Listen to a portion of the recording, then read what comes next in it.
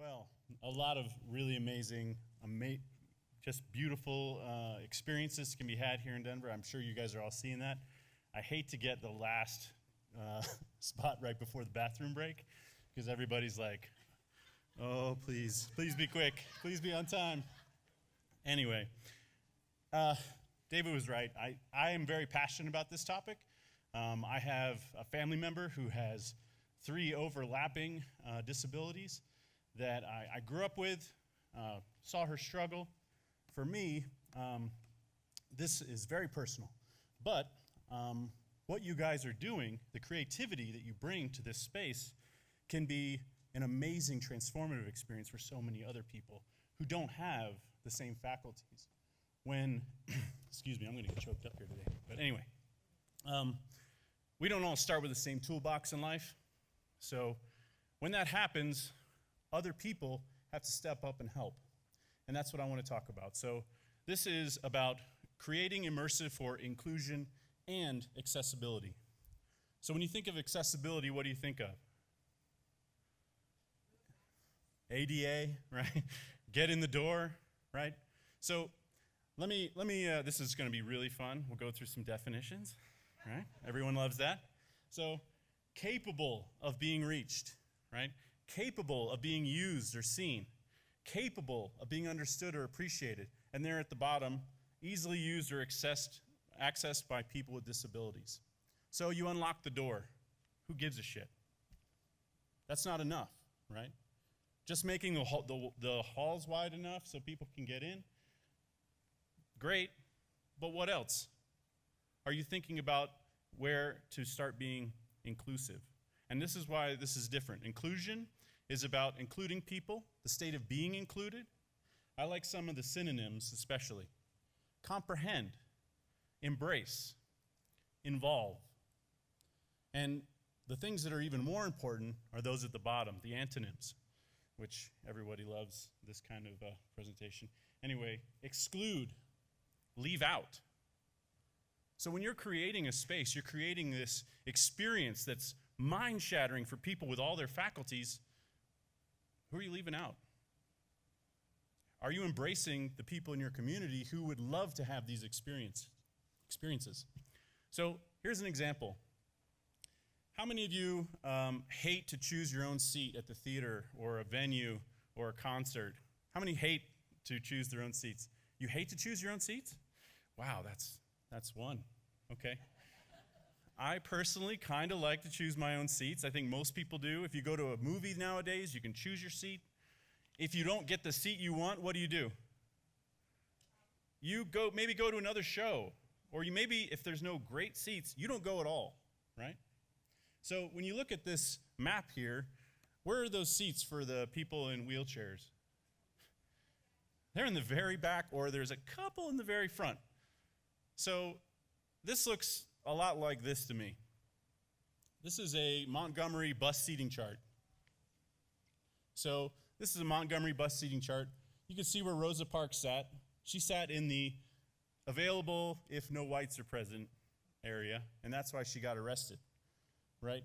So this is what I see in this is obviously hyperbole, but it's something that makes me feel really bad about seeing that kind of situation.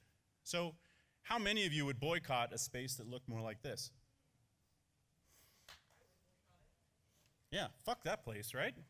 Nobody wants to go there. The hell with that.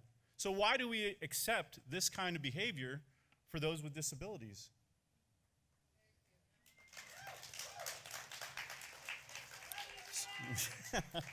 Love you too, guys. So another way to maybe crack this egg. So how many of you like to be able to listen to the volume that you choose on your headphones? Right? You like to choose that. You don't have somebody else say, hey, please just turn it up as loud as you want, right? No, you don't. But for many people, they don't have the opportunity to turn down the world around them. People with sensory issues, 1 in 59 children under 13 have sensory issues. And those are going to be, that's in the next 5 years, they're going to be 18. So guess who you're going to have to start thinking about in your public spaces, right? So there's a short video that is a VR experience. It was put together by an autism society to help people understand a little bit about what it's like to have sensory issues. And it's jarring, it's tough. I'm not going to play the whole thing because I don't want you to have to experience that. I don't want anybody to have to experience that. So you're going to get a little taste of it so that maybe you don't put any other people through that later. So if you have sensory issues, this might be a little disturbing because it'll be double what you usually get.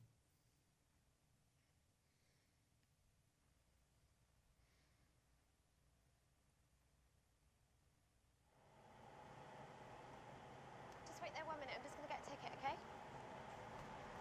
And I'm sure all your spaces are going to be more immersive than this.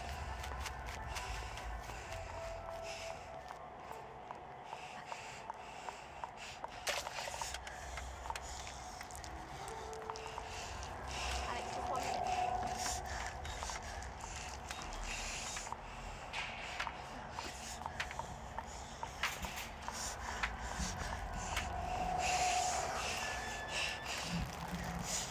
Alex?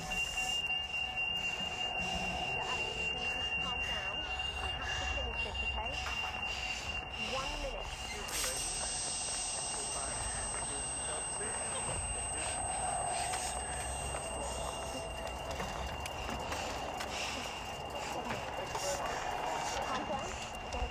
home now, okay? I'm going to stop it there. I'm going to stop it there. But this is a lot of people's common thing that they see every day. They see it all the time. So when you're creating your spaces, are you leaving these people out?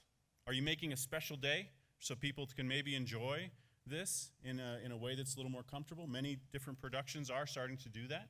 They're finding ways to include those people who have some of these sensory issues. You can't please everyone, but you can certainly try to please more. And when you're doing this, you need to not take the example of our current political climate. So this is the women's health discussion of 2017, and I think all the women were busy that day. So unfortunately, they couldn't make it. They were multitasking. Yes, they were making sandwiches probably just in the other room. Something like that. I don't know. It's a terrible joke. Anyway, you have to do this, and this is a real theme of the disability community. It's been picked up and used in many places. It's a very old saying, but nothing about us without us. So if you're creating a space for people that are not involved in the creation of it, right? If you're picking seats for somebody else's movie trip, if you're figuring out what someone else might like, you're going to miss something. And this is what the disability community, this is what they want. Don't make something for us without us. We want to be involved. We care about our experiences. We're humans. And guess what? When you think about what are the benefits of this, like what are you going to get out of this? You're not going to get anything out of this. You don't get extra points for being a decent human being. Right? This should be the baseline of what we're starting to do, not the extra thing that we do to get credit or maybe get a byline. This is the thing we should start to think about in all of our spaces. So nothing about us without us. I put up Latin just so it sounds more official. But when you're looking at accessibility issues, there's some things you want to think about. Location.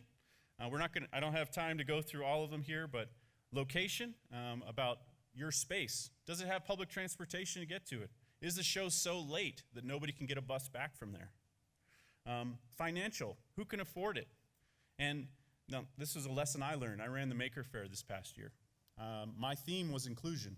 And if I could give you any advice, do not make your theme inclusion, because somebody is going to get left out and you're going to feel terrible.